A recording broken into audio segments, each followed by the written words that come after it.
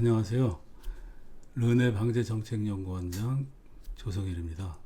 최근에 우리 사회에서 땅꺼짐이 잇따라 발생하면서 땅꺼짐이 다시 우리나라의 사회 이슈로 떠오르고 있습니다.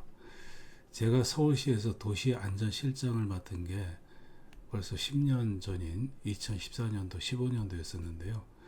그때 당시 2014년도에도 송파구에 있는 석천 지하차도 그 하부에서 길이가 80m나 되는 동공이 발견이 되면서 땅꺼짐이 사회 문제로 떠오른 적이 있었습니다.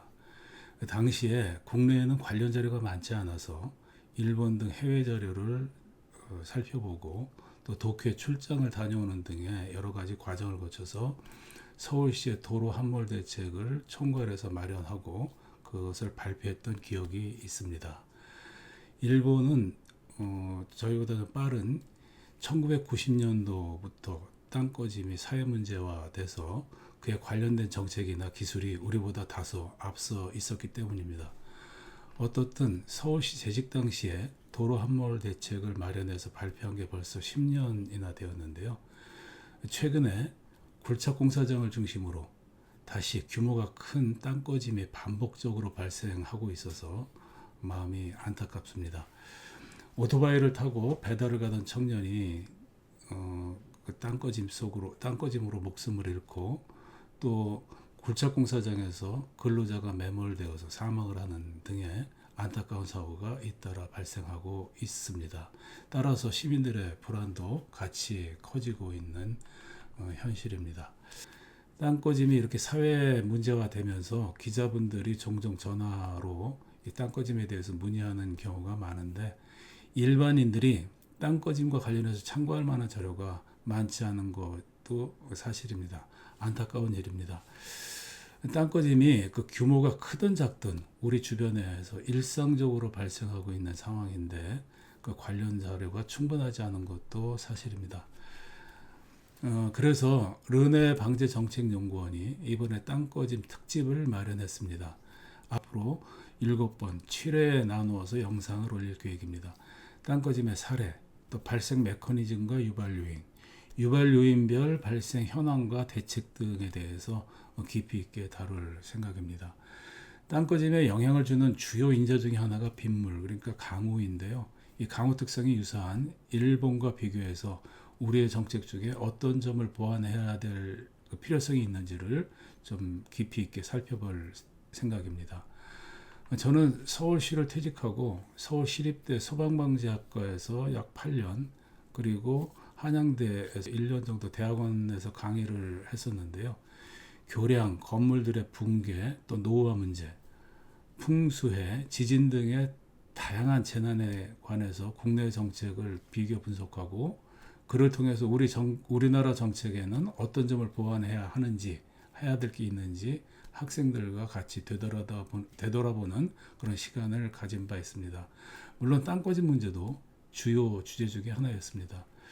그런데 풍수의 부분을 예를 들면 국내 정책의 그 변화 과정을 쭉 설명을 하고 학생들에게 우리나라 풍수의 정책이 어떤 것 같으냐, 어떤 수준에 있는 것 같으냐라고 얘기를 하면 대부분 아주 잘하고 있다라는 반응을 갖다 보입니다. 그 후에 일본의 정책 또 다른 나라의 정책들을 추가로 설명을 해주고 나서 다시 한번 물어보면 우리나라 정책에 좀 보완해야 될 부분이 꽤 있다, 이런 쪽으로 반응이 바뀌는 것을 볼 수 있었습니다. 우리끼리는 우리의 정책, 우리나라의 정책을 우리끼리 보면 그 대책에 어떤 점이 강점이 있고 어떤 점이 부족해서 보완을 해야 하는지를 객관적으로 살펴보기가 쉽지 않습니다. 객관적으로 짚어내는 게 쉽지 않습니다. 여건이 비슷한 다른 나라와 비교하는 과정을 갖다 통해서 우리의 정책의 장단점을 객관화하고 이를 통해서 부족한 부분은 보완점을 찾아내는 것은 아주 매우 중요한 과정이라고 생각을 합니다. 이번에 저희 연구원이 준비한 것이 충분하진 않겠지만 그럼에도 땅꺼짐에 관해서 관심이 있으신 분들, 기자분들, 그리고 고생이 많은 공무원분들과 의원분들, 그런 분들에게 조금이라도 도움이 되었으면 하는 바람입니다. 특히 제 경험상 관련 정책을 담당하시는 분들도 여러 가지 바쁜 일로 시간에 쫓겨서 자료를 충분히 볼 수 없는 경우가 적지 않은데 그분들께도 도움이 되었으면 좋겠습니다. 감사합니다. 네, 준비된 그 파워포인트를 활용해서 설명을 시작하도록 하겠습니다. 우선 본격적으로 들어가기 앞서서 용어서부터 한번 좀 살펴볼 텐데요. 땅꺼짐이라는 말, 또 싱크홀이라는 말이 많이 쓰이고 있죠. 도로 함몰, 노면 함몰 이런 용어도 같이 쓰입니다. 그 차이점에 대해서 조금 알아보도록 하겠습니다. 보통 싱크홀이라고 하면은 이 자연 발생적인 싱크홀을 얘기를 하는데요. 이것은 저희가 지금 다루고자 하는 인공적인 싱크홀과는 좀 차이가 있는데요. 이 자연 발생 싱크홀은 대체로 규모가 큽니다. 이 사진에서 보시듯이 사람이 요만한데 그 생기는 그 땅의 꺼짐의 규모는 상당히 커 보이죠. 이 밑에 과테말라에서 생긴 2010년도에 과테말라에서 발생한 땅 꺼짐을 갖다 보면 2층 건물보다도 훨씬 넓은 면적의 깊이는 어마어마한 것을 볼 수가 있습니다. 이러한 자연적인 싱크홀, 자연 발생의 싱크홀, 내추럴 싱크홀은 그 지반이 라임스톤, 석회암일 경우에 발생을 하는 게 일반적입니다. 석회암은 그 암석의 특징상 이 물에 의해서 녹게 되는데요. 이 석회암층을 흐르고 있는 지하수가 이렇게 흘러가면서 석회암을 점차적으로 녹입니다. 우리가 종종 볼 수 있는 그 종유석 같은 것을 갖다 볼 수 있는 석회암 동굴 그런 것이 이런 데 생기는 거죠. 그러다가 이 지하수에서 이 석회암이 녹는 부분이 점점 커지다가 이 그림에서 보듯이 이렇게 어떤 부분이 완전히 뚫리게 되면 천정 부분이 완전히 뚫리게 되면 그 석회암 부분이 완전히 녹게 되면 그 위에 연약한 점토층이라든지 모래층의 지반이 이 물을 따라서 빠져나가게 됩니다. 그러다가 어느 순간에 한꺼번에 이 천정 부분이 무너지게 되면은 이와 같은 사진에서 보는 바와 같은 커다란 땅꺼짐으로 나타나게 됩니다. 이 싱크홀은 장소를 가리지 않고 이 석회암 지대에서는 어디서든지 일어나기 때문에 주택 한가운데 또 집이 꺼지기도 하고 이 도로 이런 부분이 대규모로 꺼지는 사고가 생겨서 상당히 무섭긴 합니다만은 다행히 서울과 같은 우리나라 대도시에는 이 석회암이 크게 발달된 부분이 없어서 이와 같은 자연 발생 싱크홀은 발생하기가 쉽지 않다, 어렵다라고 판단하고 있습니다. 그래서 이 자연 발생 싱크홀은 저희 이번 그 영상에서는 다루지 않도록 하겠습니다.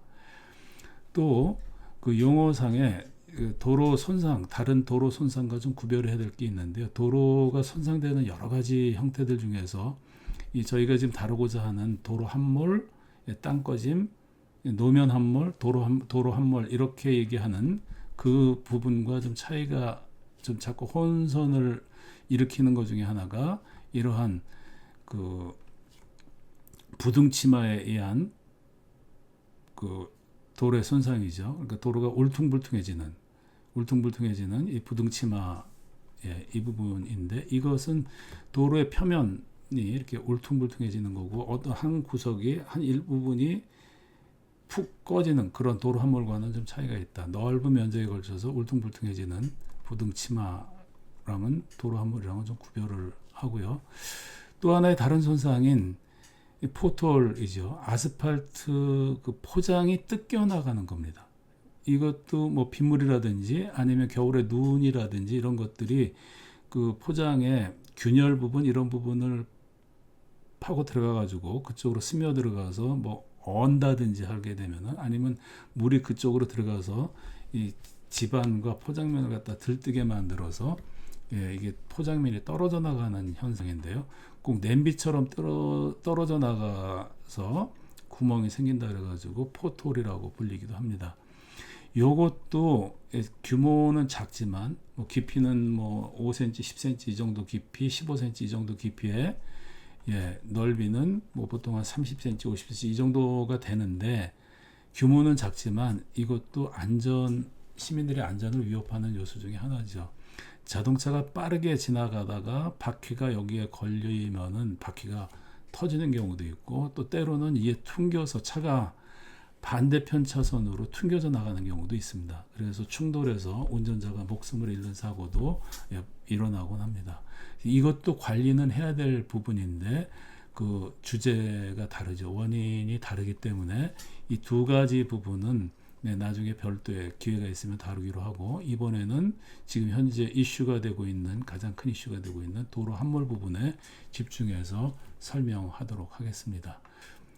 땅꺼짐의 그 발생 원인을 좀 다시 한번 정리를 하면은, 땅 꺼지면은 자연적 싱크홀, 자연적 땅 꺼짐, 인공적 땅 꺼짐, 이 싱크홀 두 가지로 나눌 수가 있는데, 인공적 싱크홀은 도로 시설물, 지하 매설물, 또 지하수, 공사장의 영향, 이렇게 크게 대별할 수가 있는데, 이것들이 대부분 다 도로에서 벌어지기 때문에 도로 함몰 또는 노면 함몰로 불리기도 합니다.